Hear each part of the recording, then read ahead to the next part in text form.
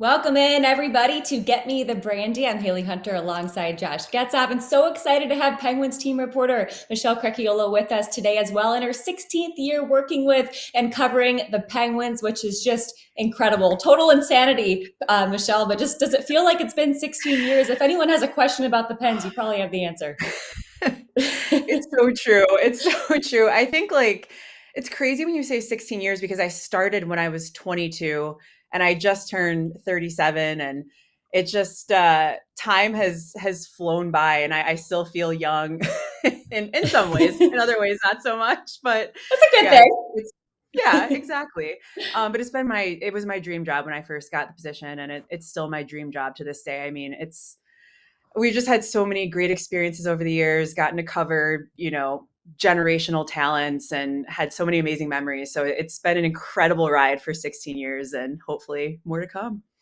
And getting to work with this guy, Josh, right here for quite a few of those years. I was actually thinking about that before I came on, I was too. and like how Josh came in and the team just wins back to back. It's like, that So was funny. incredible. Yeah, definitely had nothing to do with Mike Sullivan. It was all me. All me. Yeah, But it was you know all what, you. Michelle? I'll I say give this you though. all the I, credit.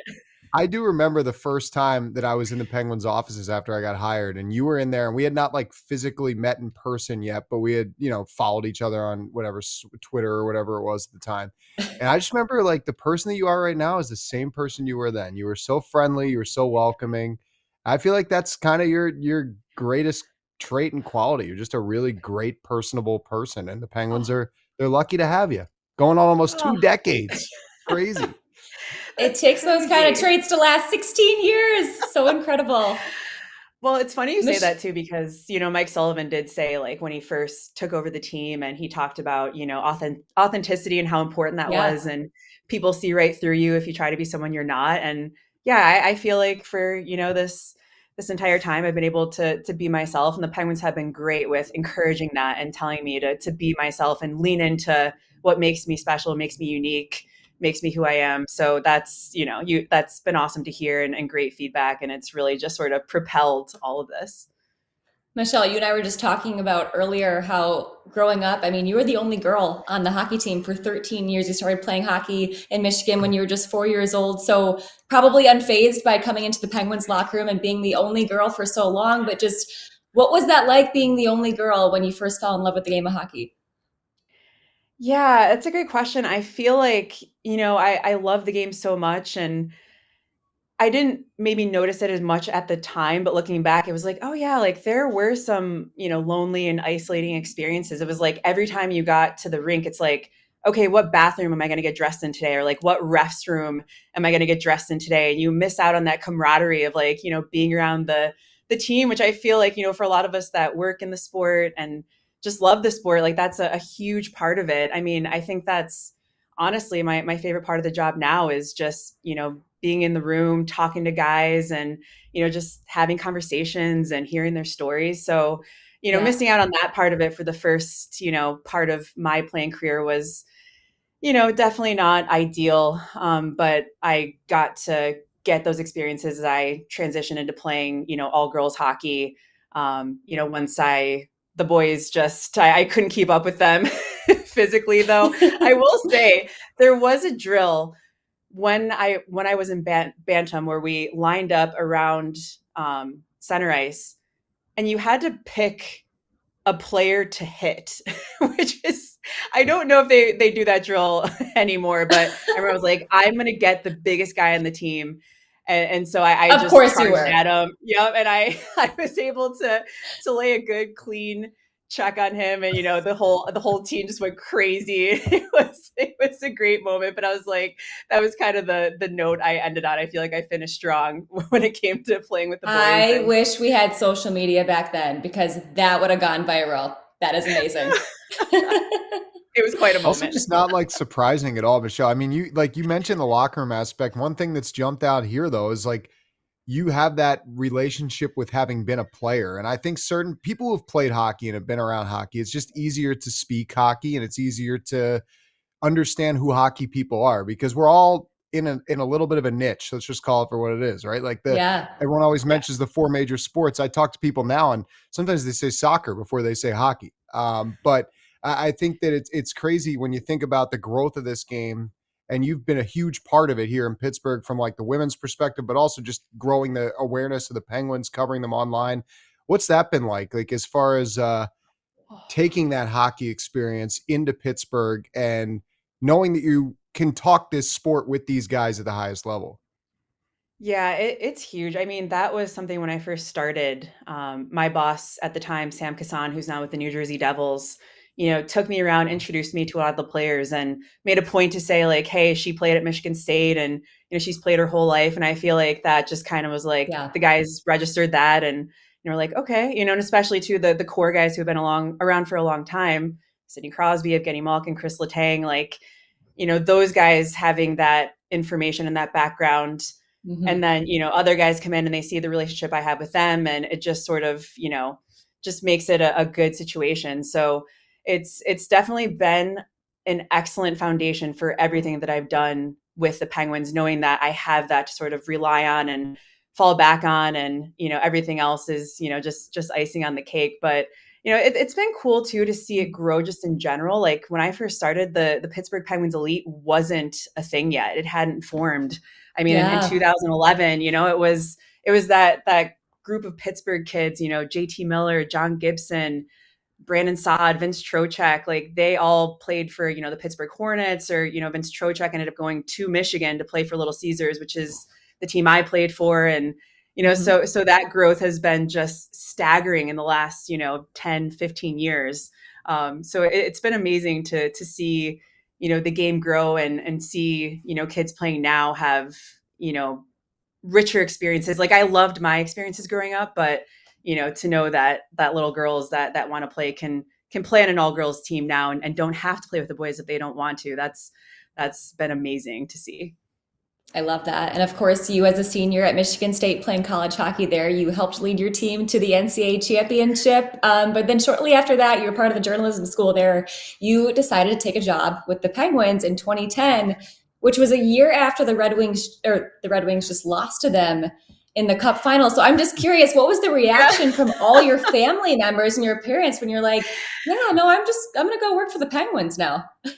I feel like I still get chirped to this day. Like they still have beef with the Penguins for beating the Red Wings in 2009. It's like both teams won, it's not like the one team won both championships, but yeah, that part has been so funny. And, it was just interesting, like being a fan for those years. Like I remember it's crazy to say, but I hated Marc-André Fleury because, I didn't know much about him as a player, or much about him as a person. It was before social media, really blew up, and there was all of this, people wanted to know more about the human interest side of the players. So, all I saw was what he did on the ice, and he gets behind that shot from Nick Lidstrom in the waning seconds of Game 7, like, just crushed everyone's, hopes of the Red Wings winning another championship. That's fair. So, yeah. So then when I got hired by the Penguins, and, my first practice, Flower's out there and he's, doing his shootout antics. He's like sitting on top of the net, like just having the time of his life. And I remember thinking like, oh my God, that is just not what I expected. And I remember asking Sam, I was like, that was my first ever story for the Penguins website, was just sort of sharing that side of him for people like me who didn't know that side of him. And obviously got to know him very well. Now he's one of my all-time just favorite human beings, like, out just in general. But it was just kind of funny that, I kind of went from being that Red Wings fan who just, wanted them to win, to being so firmly part of the Penguins family. Yeah, Misha, I think Josh, go ahead, Josh. I was just going to ask, who was I'm assuming, obviously, I mean, hey, listen, we can't help where we're from. I know that just as well as you do. But we can help who we're with now. And that was all the right decision. But who was your player? Who was your favorite player or players growing up? I mean, I assume they had to have played with the wing wheel, but I'm not sure. Was there anybody who jumped out to you? I actually had this conversation with Brian Rust last season, fellow Michigander, along with Hailey and I. And he said Marty LaPointe was his favorite player. Wow. And I was kind of like, all right, that's, off the beaten path. And I am in a similar spot. Kirk Maltby was my favorite player. He was part of the grind line. Yes. During those championships in the 90s. So it's just, Uh-huh. and I think you talk about having the background of, having played. And I think being a fan too definitely informs, your coverage of a team where, it's so easy to want to highlight the superstars and the guys who are on the score sheet every night. But, you think about your experiences that you had that, Kirk Maltby was my favorite player. I wrote him a letter when I was, I must have been, I was definitely really young. My parents saved it. They actually, they wanted me to give it to him because he comes into the building as a scout for the Red Wings. I never ended up getting it to him, maybe at some point down the line, but I hope it's you just do. kinda like, Wow. yeah. We got to make this happen, Josh. Okay, we'll get together on this. Yes, we got to find it. But yeah, it's just, a reminder that, all the fans have their guys. And so you want to give, the spotlight to everybody in some way or another for the fans who like Kirk Maltby or, the fans that love the Cook Stall Kennedy line and in 09 or, HBK and, those guys that all play a role in championship teams or just helping the organization get back to where it wants to be. It definitely has sort of helped my approach as a team reporter. I love that. You're bringing me back with that pick. Oh my gosh. Like it's making me who feel was yours, old. Hailey?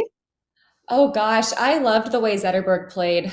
Just such good hands. My twin brother and I always I feel like that's kind of a common name if you grew up a Wings fan, which I grew up a Wings and a Pens fan. But yeah, definitely probably Zetterberg. I got to meet him actually in the locker room one time because my dad's friend Pat Verbeek played for the team and he was like one of the nicest guys. So I was like, yeah, that's going to be the guy that I root on. Awesome. And him and Gino had some really good battles, I feel like, in 09. They did. I'll have to mention to awesome G that was my favorite player growing up. See what his reaction is. You need to. For me, you mentioned the flower, and I just have been meaning to ask you about like when he was coming on to take the ice for practice for his farewell tour, if you will, during training camp. He made the point to stop and kind of talk with you. And I know you guys were close. Just what was it like to kind of experience that with him? What did that mean to you? And I'd also love to hear maybe a story that you enjoyed telling about the flower the most. Yeah, it's funny because I feel like I was just trying to stay out of the way when he came back and, because it was just such an amazing, opportunity and there was just a lot going on. So I was like, you know what, like, I'm sure I'll talk to him at some point. For now, I'm just going to, film him coming on the ice and I'm sure we'll talk later. And then it was just so funny because he just starts coming right at me. And I was like, oh, okay, we're hugging. it turned out to the best way to ruin a video. Exactly. Yes, much better than anything else I would have gotten. But I ran into Kyle Dubas in the hallway, and I actually thanked him for making that happen because it was his idea to bring Marc-André Fleury back. And I think all of us that got the opportunity to work with him and experience how amazing he is. It was such a phenomenal trip down memory lane. But as he put it, there's generations of Penguins fans, that maybe don't know, everything there is to know about, the flower and his whole legacy. Yeah. And so that, just serves to inform them as well. So it was just awesome to see the love for him. It definitely was so emotional. I feel like during the game, especially to the crowd, like seeing the lines of people, just ready and who showed up for him. And then every time he did anything in the game, they were just locked in and, really gave Flower his flowers. So that was incredible. And I just remember too, like he had time for everybody during his return. I mean, in the locker room after the game, like, old staffers that had worked with him back in the day, like stopped by and said hello. And, he did a sit down interview with us for a while. And I feel like he was pulled in so many different directions and was more than happy to do whatever. And, with a smile on his face. And that's just who he is. But, I think it's something too, I started, as I've said, like I was young, I was inexperienced, it was overwhelming at times. I had a lot of learning and growing to do. And, Marc-Andre was just so kind to me. And, just every time he came in the locker room, he'd be like, oh, hey, Mish, and his, with Love big that. smile on his face. Yeah. And we would just talk about whatever. And, he was just so welcoming and inviting and so easy to talk to and just about whatever. And I just remember thinking, like, this guy is a Stanley Cup champion, and he obviously went on to have a Hall of Fame career. And he was just so approachable and really made you feel like you were just part of the team. So, he was amazing. And, his pranks, I feel like, were incredible. I feel like one of my favorite Flower stories is that I didn't realize that I used to do a video board piece called The Keys to Victory. And there was one night yeah, I was like, I don't know what this is. I can't wait to hear that. So share it all, share it all. Yeah. Perfect. So one night I just didn't do them for whatever reason. And like one of the athletic trainers, Brandon Mazza, who's still at the team, he like ran into the PR office and was like, where's Michelle's keys to victory? Like, Flower needs them. And so we found out that like Flower and Brandon would sit in the back. They would have the video board feed going live into like the player facilities. And he would try to guess my keys to victory before every game. It was like part of his routine. So when I wasn't up there doing them, he got all thrown off and panicked, because we all know how hockey players love their routines. So, oh my goodness. We definitely made it a point to make sure I was back on for, the rest of the way and did them. But yeah, Flower was just incredible. He always like would ask about my love life and was always trying to like, he did try to set me up at one point. And so when I got engaged, I sent him a note and he was so excited. And then when he was in town, I was like, Flower, I got married. And there's actually like a picture of him like looking at my ring, and he was just like so excited. So it's like, wow, like really grown up a lot. But yeah, he was that kind of guy where you weren't the greatest matchmaker, Flower, but thanks for the support. Yeah. Exactly. I love it. Exactly. Here, we don't just watch the Penguins. We live every tipped puck. Unbelievable. Every battle. You need more of this.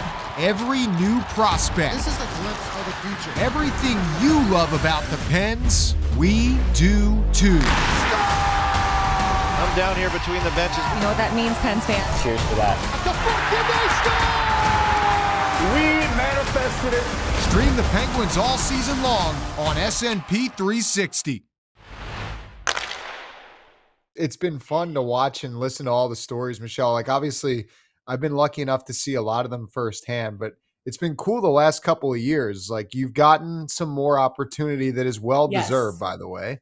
Like getting the chance to get in the booth, getting the chance to do a lot more on camera stuff. I see you when I'm in between periods down at the, I think it's now called the Michelob Ultra Club as of like last week. So I don't want to mess up any sponsor names, but the artist formerly known as the Captain Morgan Club. Let's go with that. In between periods, I see you up there doing your thing, pregame doing your thing. Obviously you've gotten some time in the radio booth as well. Just what has this been like you mentioned it being a dream job, and now it's kind of like extrapolated into like 4 or 5 different jobs, which I'm sure all still classify as dream job. Yeah, they really do. I think it's been cool because, you show up for work every day and you do your best to like do a good job, and you don't always know, if what you're doing is actually like people are noticing, or, if it's resonating. And I just feel like the more opportunities I've gotten, it's been, sort of a reinforcement that like, okay, yes, you're doing a good job. And it means a lot to have like been thought of for these opportunities. And I think one of the coolest parts is just the support from everyone. Like, Josh, you've been unbelievable to me through everything. Like, you've been like, anytime I have a question or just want to run something by you, like you're so willing to help and just give me feedback and, to pump me up and, send some positive reinforcement and just like keep my confidence high. So, that's been amazing. And just people throughout the organization, like the boys have gotten pretty pumped when like, they've heard that I've been going on the radio. And it was actually funny last year before one of the broadcasts, I go around the room and sort of collect different anecdotes or, just nuggets that I can hopefully drop in. And, I went to Marcus Patterson. I was like, hey, like, I'm going in there. He's like, oh yeah, you're like 2-1-1 in the booth, right? Like, it was just so locked in on like what my record was. Of course they had a record. Yeah, exactly. So I was like, okay, like I feel like I keep going back because, the team has had some success and, and they noticed that. So, I think that part's been cool. Just the, the support and the, people just saying how, how much they like listening or whatever it might be. And then, yeah, it's been, I feel like, I've worked hard to sort of build rapport in the locker room just throughout the organization. And I feel like those have just, sort of paid off with these new opportunities. And, I've been able to share everything that I've learned and gathered from 16 years or 16 seasons of covering this team in 15 years. So I've learned a lot, but I'm really proud that I've been able to become like a Swiss Army knife and of the Penguins coverage team that you can throw me in any situation. And, whether it's the broadcast booth, whether it's, writing a feature or putting content out on social media or, whatever it may be, I feel like I can figure it out. Yeah. So I think what makes kept it fresh too. Yeah. Yeah, I was just gonna say, I think like what makes a really good on-air talent a lot of the times is just that authentic self and just ad-libbing and going off script. And even when I've watched you during the intermissions in arena, like you just tell stories, like you're very authentic. And I definitely think the fans notice that. I didn't realize like how much of an inside scoop, if you will, Penn's inside scoop that you give the fans Yes. when you drop different nuggets and stuff during the intermissions. And when I'm hosting up at the desk, I've started to listen a little bit more. And that's got to be so cool for a fan in the crowd, just like hearing all of these inside things. So you do a really great job, and the authenticity really does show. But I did want to ask you about January 8th, 2024, and just what like your initial reaction was knowing that you were going to be the first woman to call a Penguins game. Like that is insane. And that will forever be such a milestone that's going to go down in the team's history. Yeah. I think actually, I feel like, hold please. Yeah. Bring it on. Didn't your teammates make you something? They did. Your Spartan teammates. College teammates at Michigan State. They put together this awesome trophy for me. Michelle Crechiolo, first female broadcaster. And I just realized it was in the background of our video here. But how perfect. Yeah, I love it. I know. It was so nice of them to do that. And, it meant a lot. But I think, I'm usually the one, I feel like all of us are usually the ones telling the stories, and to be sort of the subject of one was like, just felt surreal. And, to know that I'm part of, just being part of the broadcaster class in general, getting to say that I've called a game, a National Hockey League broadcast that features future Hall of Famers, some of the best to ever play, to be able to call a goal from Sidney Crosby. Like I actually have chills saying it now. I just like, I can't believe I got to do that. And then to sort of make history along the way. It means the world. And because I love telling the stories of other women and in sports who have made an impact. And, I'm their biggest fans. And so to sort of be in that, sort of be part of that was just an absolute dream come true. And something I definitely don't take lightly or take for granted. I feel like every day in this job, it's just like, how is this my life that I get to cover the Pittsburgh Penguins? And like even going to Sweden, that was like something I was like, I feel like every few hours in the trip, I was like, we're in Sweden. Can you believe this? Right. So same. Yeah, right? That happened. It's crazy. Yeah, that happened. Like we got to go there for our jobs to cover, this team and to, like, I feel like we get to watch Sidney Crosby on a nightly basis. And, it's definitely something we don't take for granted, but to see the fans overseas that, that was their first time ever getting to watch him. And it's just like, it really puts it in perspective, just how lucky and, fortunate we all are. So yeah, I feel so grateful to the Penguins for giving me the chance to be in the booth I feel like they really have been pioneers when it comes to empowering women in hockey. That, when I started in 2010, it was very much like, they were putting me out there and they're like, you're the in-house hockey expert and you have a great background. And, like, we want you to be speaking, on behalf of the team, about this team. And so it's like from day one, they've been unreal in that regard and have really just sort of supported and pushed me. And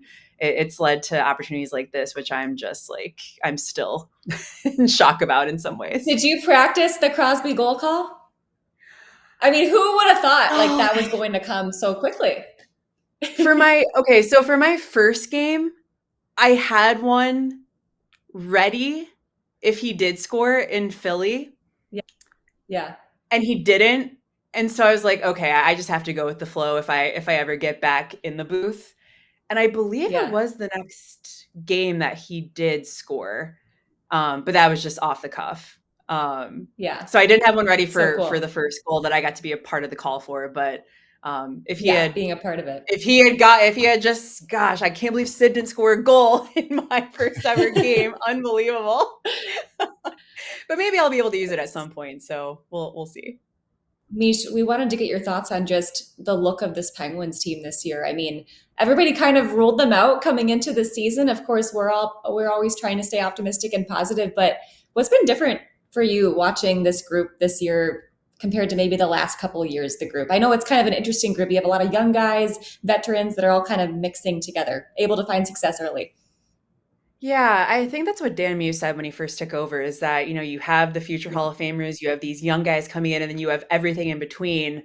So I think that's been a great mix that has really just made for a good dynamic. And I do think the coaching staff dynamic is something different, something special that, and they said right from the start that they wanted to have, different perspectives and that everybody was going to have a say. And so I think, to have Nick Bonino, who's like so not far removed at all from playing, who was literally playing when he got planning to play when he got the call to be on the staff. And, you have Mike Stothers and Todd Nelson, who are super experienced. And, Dan, who's just phenomenal on so many levels. And I think that breath of fresh air that the guys have really responded to. And then, I have sort of felt that, coming into this season, Sidney Crosby is going to be motivated. Evgeny Malkin was going to be motivated.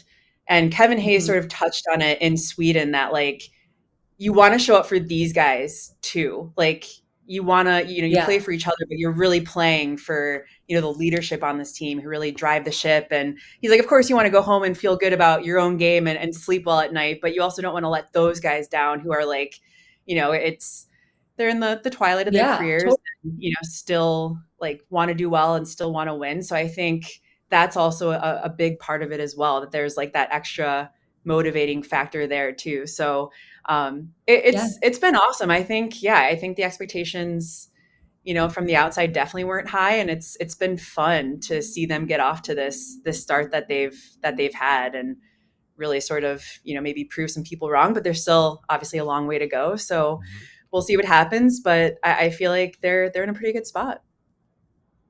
I've definitely felt that same vibe too. Well, Mish, thanks so much for coming on. I feel like we could talk to you for 2 hours. There's so many stories to be told. So we got to have her on again, Josh. It's got to be a regular thing, but thank you so much for coming on. You're the best, and keep up the great work, right, Josh? Yeah, keep it up, Michelle. We love your work. We love you. And we're going to tell our producer, Nick, you need to be in the hopper. We need you back on again. Especially, listen, can you please wear another hat and be part of our podcast?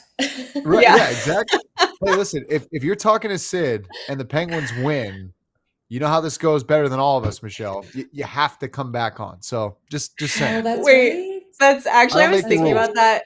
And I'll just end with this really quick Sid story that I was thinking about before I came on. So like, best memory of working for the Penguins was like going to Nova Scotia in the summer of 2016 for Sidney Crosby's cup celebrations. And like, it was something that he was doing, like some public events, and we just felt like it was something we couldn't miss. went there with like no expectations, but of course, Sid being Sid, invited us to everything that he did. Cause like if older, like some players get the cut for half a day, some guys get it for a day, some guys get it for a little longer. He had it for a little longer. So it was like, a dinner, a boat cruise, a brewery on Friday. And then there was a parade Saturday and party at his house afterward. And so that was just like the most unique, like incredible experience ever. But then it was just so funny because, obviously the Penguins go on to win a second straight cup. In the locker room in Nashville, after they had defeated the Predators, Sid like finds the crew that had been in Nova Scotia, and he's like, all right, so here's the dates for next year, like see you back, like, because he knew and remembered that we had been in Nova Scotia. The Penguins went on to win, so he's like, you guys got to come back because we won when you came to Nova Scotia, like. And the fact that was top of mind, and he just like, goodness, amidst all of the celebration. So it's just, it's funny. Like nothing gets past that guy in that regard. So like, it's just so funny. So yeah, if the Penguins end up winning a game after this podcast appearance, I feel like I definitely will need to be back, and the captain will be on board with that. Misha, I wore an ugly Christmas sweater with Brian Rust's face all over it last year, and Sid had a 3-point game. I honestly can't remember what milestone it was that he tied Mario for, because there's been so many. I can't even keep track in my head. I'm sure he knows, but the first thing he said to me was, you're going to wear that next game too, right? I'm like, I got to wear this ugly sweater all season now. Something happened that allowed me to get out of it. But to your point, it's actually kind of insanity, but hilarious. So yes, it's a great story. Yes. Exactly. And I really appreciate you guys having me on. I think so highly of you both. And this podcast has been awesome. And I'm not gonna lie, like I was waiting like for when I would hopefully get the call. And I'm honored that I got it here today. And it's been a blast. And yeah, I'm sad it's over, but I really enjoyed our time together and hopefully look forward to another one in the future. Yes, we will definitely have you back on. You're the best, Mish. Thanks so much. And we'll see you on here soon. Inside Penguins Hockey is back. Let's go eat sushi. For an all-new season. And now he's your best friend. Yeah. Getting a line in the water is always a joy for me. Inside Penguins Hockey. New episodes every month on SportsNet Pittsburgh. Presented by UPMC Health Plan. Well, Josh, we did just see yet another roster move made by the Penguins earlier this week, as Tristan Broz now gets his first opportunity in the NHL. Great to see that for him, because I remember seeing him leave the locker room after training camp, and you could tell that he felt like he had a good camp and was definitely disappointed he didn't make the team, but certainly has proved that he can play up here at this level. Had a great start to the season with that. Philip Tomasino sent down to Wilkes-Barre. Harrison Brunicke and Jack St. Ivany also sent down to Wilkes-Barre for conditioning stints. But what do you think about Broz? What'd you like about him during training camp? And I know you were at practice and were able to hear him speak as well. Yeah, first of all, thrilled for him. I'm sure you are too, Hailey. This kid, he's 23 years old, but he's got a long professional career in front of him, because all he's done every single year is get better. I mean, you go back to his college years. He started at Minnesota. He transfers to Denver. He scores some massive goals for the Pioneers en route to winning a national championship. He just has that kind of X factor clutch gene that can separate guys. But what I've been most impressed with this year is, I agree with you, and I think you talk to most people around the Penguins organization who were not decision makers for the roster on opening night, and everyone kind of felt for Tristan Broz, because he did basically everything he was supposed to do in training camp to make that hockey team for that opening night game in New York, but didn't go his way. And to his credit, having not really earned anything at the NHL level yet, actually having earned nothing at the NHL level yet, he went down to Wilkes-Barre again and just decided to perform and do what he does best, and that's produce and put up big numbers. And he has, he's right down there with one of their top scorers, and I give him full marks for that. But what I saw today is a guy that's not just here to enjoy an opportunity to get a taste of the NHL. I get the feeling that he wants to stick here. He wants to stay here. And now that the door's been open, he doesn't plan on going back through it, back down to the American Hockey League. I mean, it was interesting at practice. You mentioned, I was there. I heard him talking. First thing that jumped out to me was after practice, he met with the media. And before he even was asked a question, he goes, I just want to say something real quick. He like waited till the media was gathered and he said, I just want to thank, and he rattled off every single one of his coaches he's had in his entire career. I mean, he's talking from like mites and squirts on up to David Carl at the Wow. University of Denver and Kirk McDonald there in Wilkes-Barre.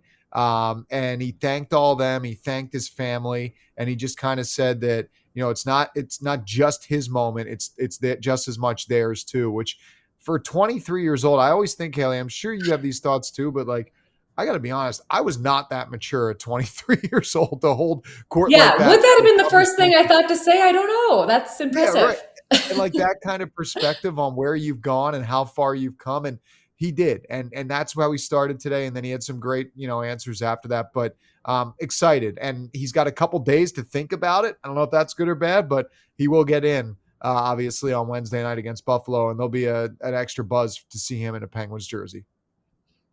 Yeah, when Dan Muse was asked about him not making the opening night roster, you could tell that he was going to get an opportunity at some point. He didn't exactly say that, but he basically alluded to the fact that, hey, this isn't a finalized roster. Like, we're going to see guys go up and down. And also what I've seen from Dan Muse so far is if things aren't going his way, he's not afraid to switch things up. He's going to send guys down. He's going to call guys up. And I think that competitive atmosphere is important when you want to get the results. And I just wanted to get your quick thoughts actually on a recent post press conference from him after the team's OT loss on Saturday. Just kind of the rawness there. What did you think of that? I think he said, we're not happy with 1 point. A lot of people are like, well, you at least got 1 point. He's like, no, like that's not good enough. That it has to be better. Yeah, I liked how he phrased it. He had 4 points on the table this weekend and we got one. And when you think about it like that, he's right. It's not good enough. And the effort, I mean, let's be honest, the effort on Friday night, Hailey, in the last 3 or 4 years, I don't know if I've seen that bad of a performance from the Penguins. That was just listless. It was bad. It was embarrassing on home ice to get beat 5-0. So to come back and not get a win the next night, I think also leaves you a little frustrated based on, of course, the fact that they probably deserved to win that game against Seattle. I mean, they had some unfortunate turnovers and stuff of that nature, but they dominated overtime except for scoring. And it seemed like they were going to find their way until Brandon Montour ended it. But I give Dan Muse full marks because it is hard in an 82 game season to pick and choose when you want to go down that path. And some coaches never do. Some go down it way too much. But he felt that this was the moment, and it's hard to disagree with him because it seems like, honestly, as great as the Sweden trip was, since we left for Sweden, some zip in this Penguins team has been lost in the last 4 games that they played, counting those 2 in Sweden, honestly. They haven't felt like the same team. So I think he realizes that. I think his staff realizes that. But they also understand that, hey, if we don't nip this in the bud right now, there's busyness coming here, right? 3 out of 4 out of Thanksgiving. You got, another couple home games after that. And then another couple road games after that. And then you're back home for a little bit into December, but it's going to be Christmas before we know what happened. As far as everyone talks about Thanksgiving, like the next month's going to fly too. It's very busy for the Penguins. So I totally agree and love that he did that. I just think the timing of it was perfect. I think it was very pointed. He didn't need to name names. He didn't need to say anything more than what he said. But the message, I'll tell you, watching practice today, the message was received because that was a very energetic, a lot of hooting and hollering, yipping, and all that kind of stuff going on. And it felt like he had them dialed in. So, we'll see what happens. But I think he picked his spot pretty well there. Yeah, that's what I was curious to hear about, just how the guys would respond to those comments. And I loved the rawness. I appreciated the authenticity and the honesty of that from him. And with that, we're going to start to see some changes. But there's a crazy stat. I think it's like 90% of the teams or 90% of the time, something like top 3 teams in each division by Thanksgiving break. If you're in that top 3, you're likely going to make the playoffs. So I know that people are always talking about that, but to your point, it's crunch time. And with that, we see Harrison Brunicke now getting a stint in the AHL. I got to ask you about this because I honestly didn't know this was an option. But you recently talked to General Manager Kyle Dubas about this option. 5 straight games, he was a healthy scratch. Now he gets to go down there. What's going on with Bruno right now? Yeah, well, I also didn't realize this was an option, to be completely transparent, Hailey. I actually learned this when we were in Sweden. from talking to Taylor Haas, who reports for DK Pittsburgh Sports, and I think she does a great job. does a phenomenal job of the little ins and outs of what goes on within the CBA and little contractual items that, people don't necessarily know or are aware of. But she pointed this out to me. So I made a note to ask Kyle about it because, at that point he had reached his 5 straight games as a scratch, which for that age of player who can't go down to junior does activate the conditioning loan option, which is, either 14 days or 5 games, whatever comes first. So I would assume Monday was day 1 of those 14, but I don't know if Tuesday, because who knows how they gauge it. But either way, he's within a 2-week window now of being down in Wilkes-Barre. And I mean, he needs this. The guy needs to play. And he hasn't had the opportunity here for, whatever reason the Penguins feel. He hasn't been able to get in their lineup these last couple of weeks. He went on the Sweden trip. He's been in every practice. He hasn't missed any time with injury. It's just been coaches' decisions that he's been out of the lineup with. So I think you go down there, you probably pair him with Owen Pickering or Sebastian Aho. He ends up playing, 20, 22 minutes a night. He's getting power play time. Everything that comes with development and confidence boosting is huge with that. So I tend to think, and not to jump the gun here, but I tend to think, Hailey, that he's staying here this year. And the reason I say that is because I feel like, why would you scratch him for 5 games if you were going to send him back to junior eventually? I think there's a long form plan here for sure, but I just don't know why the decision would be made to not send him down if you felt like that was his best option to play, because if you're really thinking of playing outside of Pittsburgh this year, he's only going to get to play in these 5 games in Wilkes-Barre Scranton. So, or 2 weeks, whatever's first. So, and then maybe World Juniors, right? I know that's kind right. of part of the storyline too, if he were to make the team there. So yeah, but like you right. said, I mean, you can't have a guy not playing that much. You got to get consistent playing time. Right. And the trickiest thing to me, not to go off on a tangent, but the reality is we're all sitting here looking at that Olympic break, right? It's 3 weeks long this year. It's longer than those breaks have been in past couple of years. You're what right. about then? Wilkes-Barre is playing then. He can't go down now because they've done this. So I wondered about that gap. I know Phil Bork and I had talked about that possibly being an option, but that's out the window now. So I tend to think he's staying based on how they're approaching this, but I think this is really important for his development to go down there and simply play. Yeah, I totally agree. And next year, a 19-year-old can be assigned to the AHL, right? So whether that would be him after getting sent back. Yeah, that's right. Because he would be turning 20 the following year. Yeah.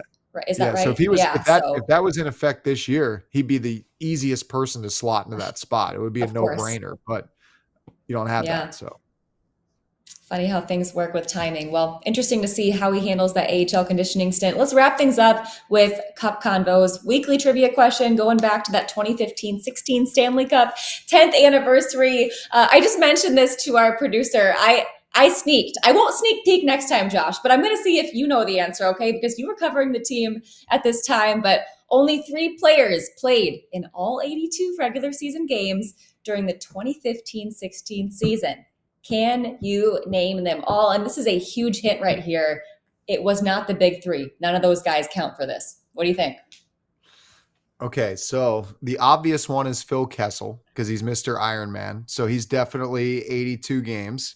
That's the one when you first pitched this to me before we started recording, I knew he was one. But now it gets difficult. So I have to think here. 82 games. Who are some of the groups? It's actually more fun knowing and putting you on the hot seat. Maybe I'll just look at these every time. Can I ask for a question that potentially could give me a hint, or is that out of line? Yeah, let's do it. Go ahead. Okay. My question is one of them a defenseman? That would be incorrect. Okay. Well, that rules out who I was thinking there, and that really makes it complicated. Let's see. 82 games. Phil Kessel. Somebody's listening to this right now being like, blah and blah. Why are you not saying blah and blah? I can give you some hints. Wait. I want to see if I can get this. Now I'm very invested here.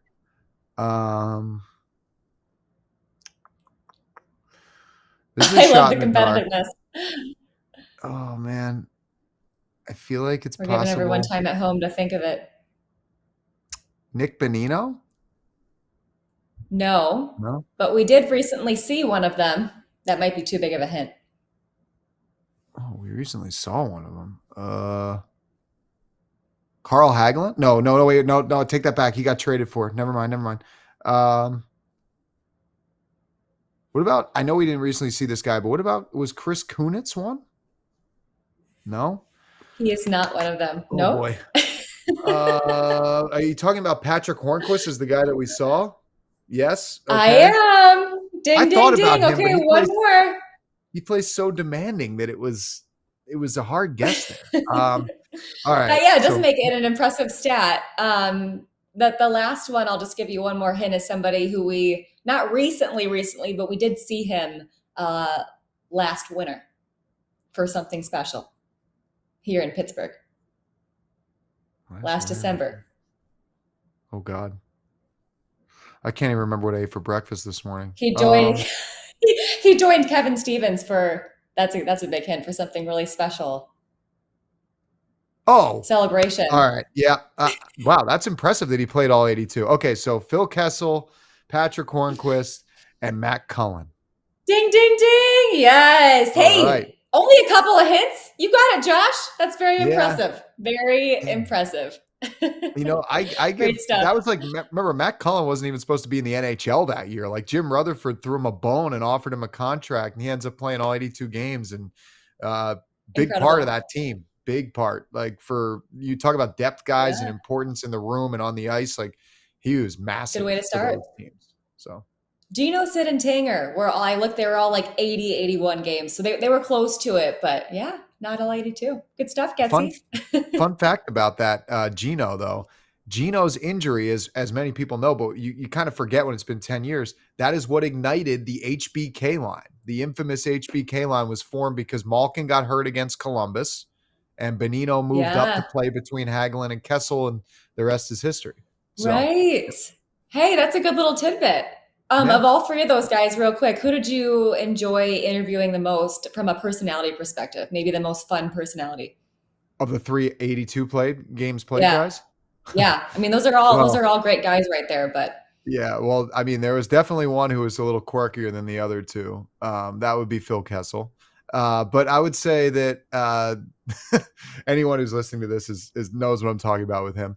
But I would say of those three, so Matt Cullen was the most like the easiest guy to talk to if you needed a quick interview. But Patrick Hornquist was the best. He used to do this thing where he would start his media availability and go, okay, 2 minutes.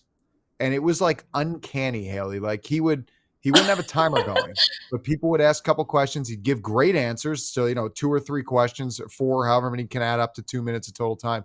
And it was like 158, 159 every single time. He's like, all right, I'm done. And like somebody would look at their watch and be like, it was literally 2 minutes. And he's like, yeah, see ya. Like it was impressive. oh wow. He did interviews like he played. He was just high octane. But yeah, I'd say probably How do Matt you Cullen was probably my respond favorite to and talk to. Yeah.